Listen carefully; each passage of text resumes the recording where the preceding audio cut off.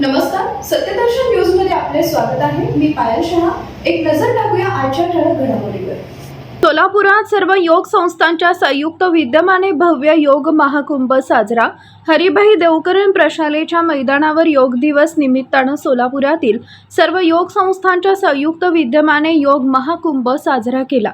मंचावर योग दिवस समन्वय समितीचे प्रमुख मनमोहन भुतडा, जिल्हाधिकाऱ्यांचे स्वीय सचिव ओंकार कांबळे, तहसीलदार पूनम दंडेली, प्राथमिक शिक्षण अधिकारी कादर शेख, महापालिका क्रीडा अधिकारी नजीर शेख, जिल्हा क्रीडा अधिकारी प्रकाश मोहरे, तालुका क्रीडा अधिकारी राहुल गायकवाड, मेरा युवा भारतचे सुभाष चव्हाण, शिक्षण प्रसारक मंडळाचे मंकणी, हरिभाई देवकरण प्रशालेचे उपमुख्याध्यापक कुमार, क्रीडा शिक्षक प्रमोद चुंगे हजर होते.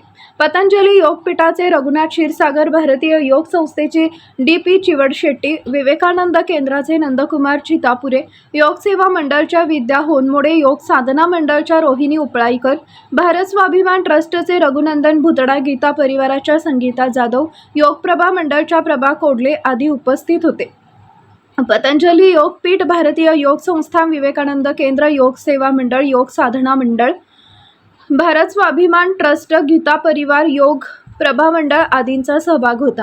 सर्वप्रथम दीप प्रज्वलन करून शंख वदनानं कार्यक्रमाची सुरुवात करण्यात आली. वादन केले. हरिभाईचे प्रमोद चुंगे यांनी सर्वांचे स्वागत केले. मान्यवरांचा सत्कारानंतर योग गुरूंना पुरस्कार देण्यात आला. यानंतर आयुष मंत्रालयाच्या प्रस्तावित योगाभ्यासाला सुरुवात झाली. या कार्यक्रमात शीतलीकरण व उभ्याची आसने, बैठी आसने, पोटांवरील आसने, पाठीवरील आसने, प्राणायाम आदींचा समावेश होता. संगीता जाधव यांनी घेतलेल्या ध्यान संकल्प व प्रार्थनामुळे वातावरणात प्रसन्नता निर्माण झाली.